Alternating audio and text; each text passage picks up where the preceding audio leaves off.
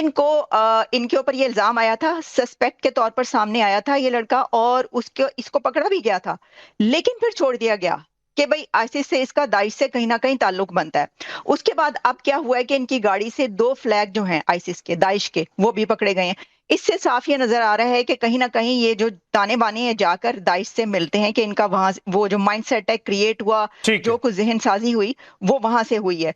तो इसको कंडेम करना बनता है और हर एक को करना चाहिए। इसमें ये कि इजराइल की इस वक्त जो वॉर, हमास, ये इस सब को छोड़ के आपको कंडेम करना चाहिए। उनका एक रिलीजियस इवेंट था जिसके ऊपर ये हमला हुआ। अगर आप कंडेम नहीं करेंगे तो फिर आप भी एक रेडिकलाइज्ड माइंड है। ओके यासीन मलिक।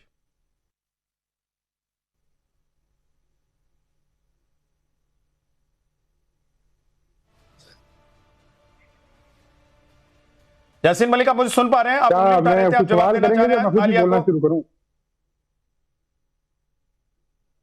आपकी आवाज मुझे सही नहीं आ रही। आपको अगर मेरी सही आ रही आवाज तो जरा सुनिएगा कि ये जो इस्राएली आपने जर्नलिस्ट बिठाए हुए हैं, इन्होंने अपनी जो है आगाज किया तो मुझे बड़ी गैरत हुई कि ये शख्स बैठ के 12 लोगों की हत्या पे बात कर रहा है। ये वो शख्स बैठा हुआ है जिसके मुल्क के अंदर में सबसे ज्यादा जिसके मुल्क ने फलस्तीन के अंदर मुसलमानों को मारा है।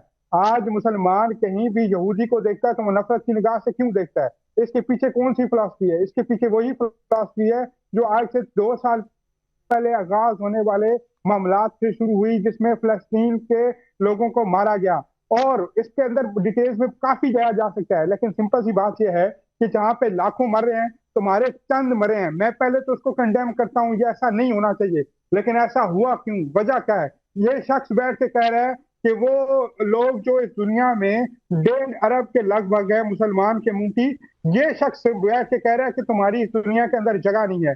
ये कौन होता है मुझे बताने वाला कि मुसलमानों की इस दुनिया में जगह नहीं है? दूसरी बात, हिटलर ने जो इनके साथ किया बिल्कुल ठीक किया, और उसके पैटर्न, उसकी किताब के जो आखिरी सफात हैं वो भी ठीक हैं कि ये मैं चंद घटिया छोड़ के जा रहा हूं ताकि तुम लोगों को मालूम हो सके कि मैंने इन लोगों को क्यों छोड़ दिया था।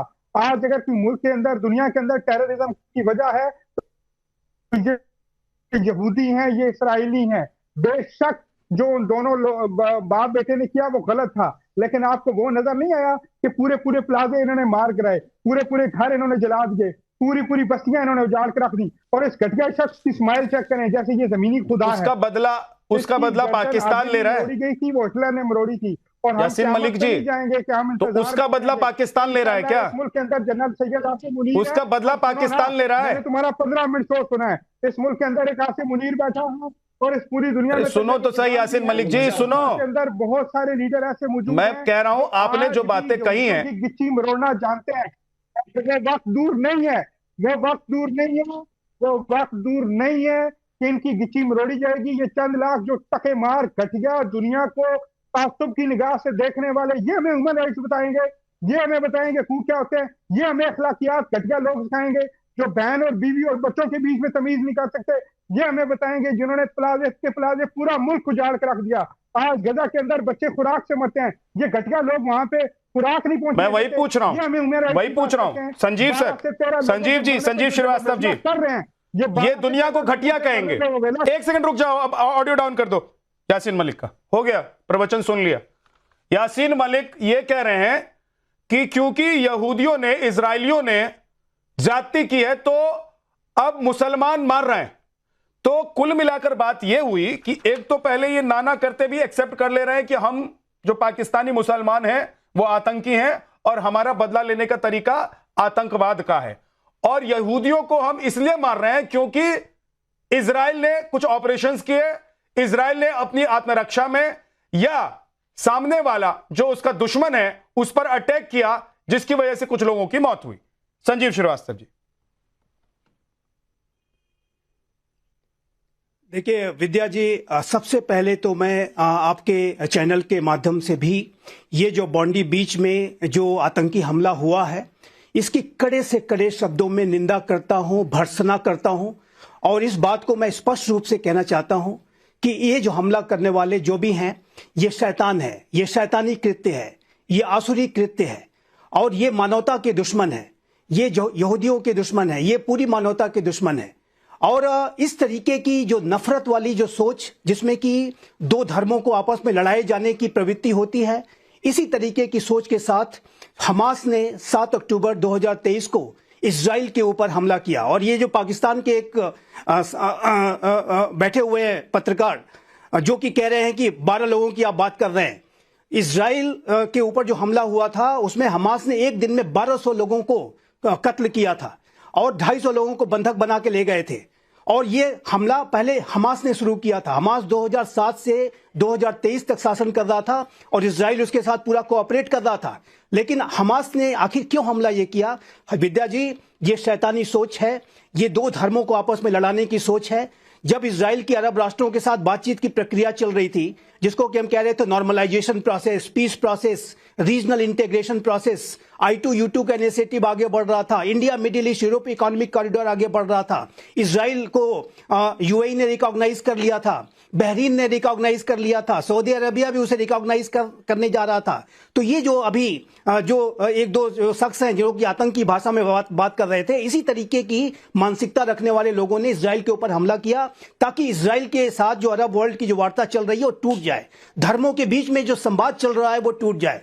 अब्राहम एकॉर्ड्स जब साइन हुए थे 2020 में, तो ज्यूज, मुस्लिम और क्रिश्चियंस के बीच में जो अब्राहमिक रिलीजन तीनों कहे जाते हैं, तीनों के बीच में संवाद की जो प्रक्रिया चल रही थी उसको ये आतंकी तोड़ना चाहते थे। ठीक है और मैं स्पष्ट रूप से कहना चाहता हूं, ऐसे जो भी लोग जो कि इस तरीके के नैरेटिव को जस्टिफाई करने की कोशिश करते हैं, जैसा कि अभी मैं पाकिस्तान से मैं सुन रहा था, ये आतंकवाद के समर्थक लोग ही हैं। ये आतंकवाद को जस्टिफाई करने की आप कोशिश जो कर रहे थे, ये स्वीकार नहीं की जाएगी। ठीक है सर। एक बात मैं और कहना चाहता हूं, कोई जिनोसाइड की बात कर रहा था, सबसे बड़ा जिनोसाइड तो पाकिस्तान की सेना ने बांग्लादेश के ऊपर किया था, उसको भूल गए क्या?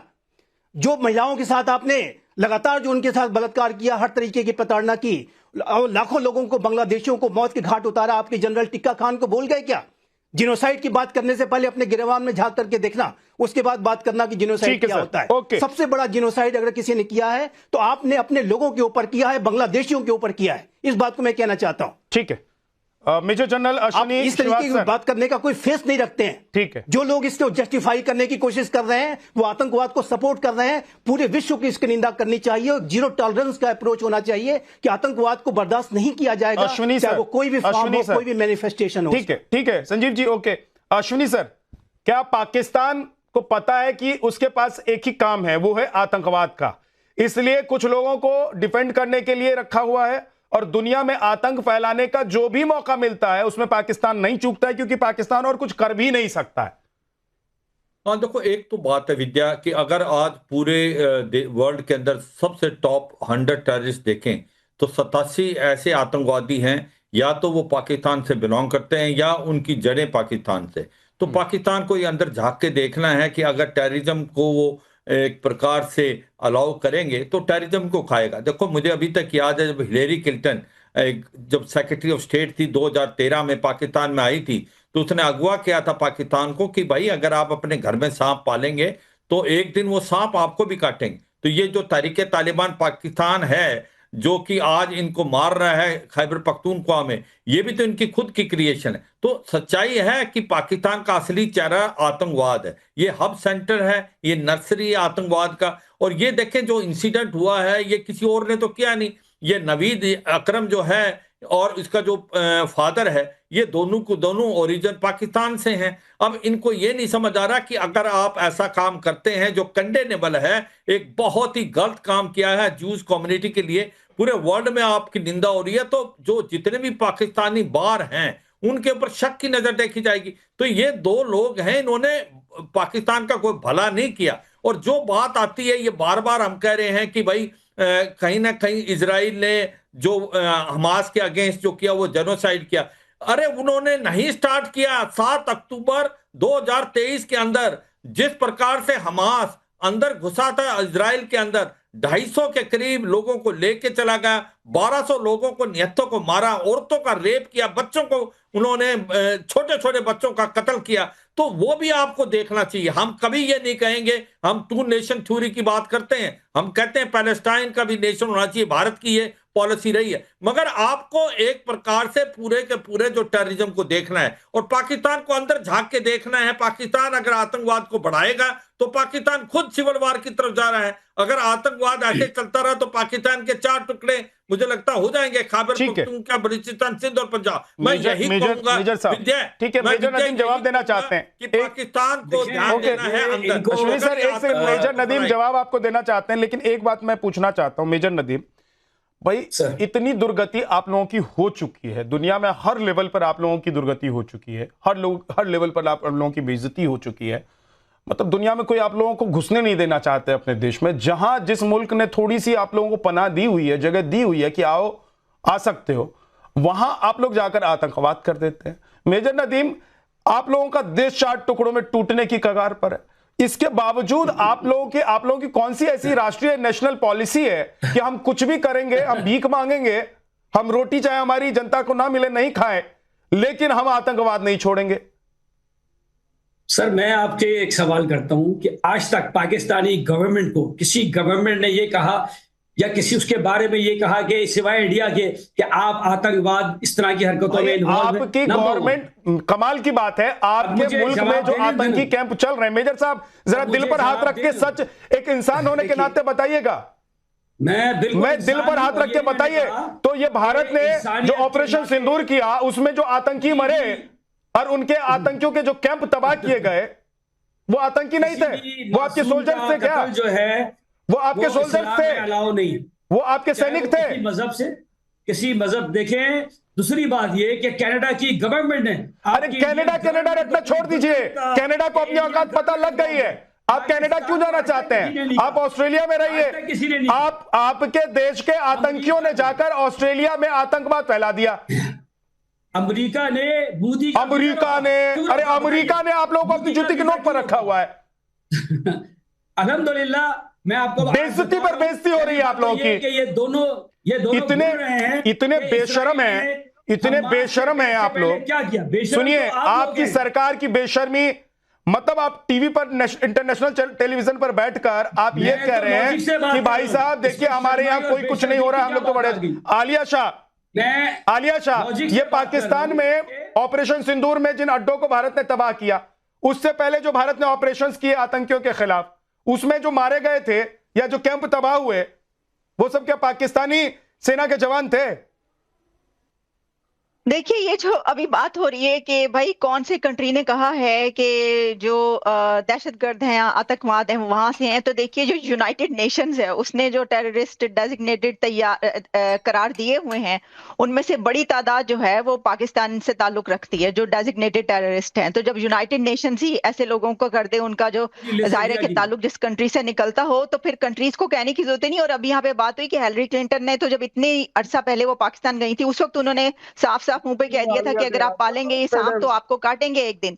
अच्छा, तो ये जो बात हो रही है ना, इसके पर मैं एक बात ये कहना चाहूंगी कि ये जो जेनोसाइड की बात हुई कि देखिए इजराइल ने जो है वहां पर क्या कर दिया, तो अगर आप पैलेस्टीनियंस के जेनोसाइड की बात करेंगे तो बात पहुंचेगी पास्ट में, उस वक्त के जब जनरल ज़ियाउल हक ब्रिगेडियर था, और as a brigadier general Ziaul Haq ने जॉर्डन में जाकर पैलेस्टीनियंस का कत्लेआम किया था। वहां की गली गली, जॉर्डन की गली गली में पैलेस्टीनियंस का खून बहा था, क्योंकि उस वक्त जनरल ज़ियाउल हक वहां गए थे और उनको वहां पे वो अपॉइंट किया गया था, और वहां पर जॉर्डन गवर्नमेंट के कहने पर उन्होंने कत्लेआम किया था पैलेस्टीनियंस का। तो फिर तो जेनोसाइड की बात वहां तक पहुंचेगी। लेकिन देखिए, इसमें एक बात याद रखें, वो ये है कि एज ए पाकिस्तानी, पाकिस्तान को जो है, जैसे कि पाकिस्तान के प्राइम मिनिस्टर ने, वहां के प्रेसिडेंट ने इसको कंडेम किया, और उन्होंने कहा कि देखिए हम जानते हैं कि दुनिया में दहशतगर्दी जो होती है हमें उसका एहसास है, या जो भी। वो इसलिए कहा कि जब आप ये कहते हैं ना कि हाँ जी ये हुआ है, सही हुआ है, और तो फिर बात ये निकलती है कि आप ये चाहते यही हैं। तो एक ऐसा कंट्री कि हमारी, देखें आप बताएं, हमारी औकात है, हमारे हाथ में जो मोबाइल है इस वक्त, जिस मोबाइल के थ्रू मैं आपसे बात कर रही हूँ, वो इजराइल का बनाया हुआ है। जिस डिवाइस के तो जरिए आप इस प्रोग्राम पे आपके बात कर पास रहे हैं वो होगा। आप इजराइल से लेते हैं, हमारे वो पास आप तो वेस्ट की पाकिस्तान बनाई का हुई है। डिवाइसेस पे बात कर रहे हैं, आप वेस्ट के बनाए हुए मोबाइल पर बात कर रहे हैं, और आप बात बिल्कुल कितनी सही बड़ी बात बड़ी है। कर रहे हैं कि हम ये कर देंगे, आपके हम वो पास कर देंगे। अपना आप ये करने कर के लिए सकते कुछ हैं? नहीं है, आपके पास सिर्फ एक नर्सरी है, अल्हम्दुलिल्लाह, वो है आतंक की नर्सरी। न्यूक्लियर बम है, इसके न्यूक्लियर अलावा बम है, अभी तक मिसाइल आप है, कुछ नहीं कर पाए। को जवाब देने के आजाद हो गए, अलग मुल्क बना लिया कि हम 30 मार खां हो जाएंगे, लेकिन आप लोग कुछ नहीं कर पाए। आज उस इजराइल को, इजरायली लोगों को, ऑस्ट्रेलियाई लोगों को, वहां मौजूद आम लोग, सोचिए कुछ लेना देना नहीं है जिसका पाकिस्तान से, ऐसे लोगों को पाकिस्तानी बाप बेटे आतंकी मार रहे हैं, और ये साहब बैठकर दांत दिखा रहे हैं। मेजर नदीम, पूर्व मेजर नदीम, मतलब रिटायर्ड मेजर साहब जो पाकिस्तान के हैं, वो दांत दिखा रहे हैं। शर्म आनी चाहिए। और वो पाकिस्तान के जो पत्रकार बैठे हुए हैं वो इशारा कर रहे हैं आलिया भट्ट को, अजीब अजीब से इशारे। भाई ये बंदर की तरह इधर बिहेव करने से काम नहीं चलेगा। आप लोग थोड़ा अपने मुल्क के जो आपके रहनुमा हैं उनको समझाइए, अपने सत्ताधीश जो हैं उनको समझाइए कि भाई साहब क्यों बेइज्जती करा रहे हो। जहां जाते हैं वहां बेइज्जती होती है, एयरपोर्ट पर जाते हैं एयरपोर्ट पर बेइज्जती होती है, टेलीविजन पर जाते हैं टेलीविजन पर बेइज्जती होती है। बहुत बहुत शुक्रिया।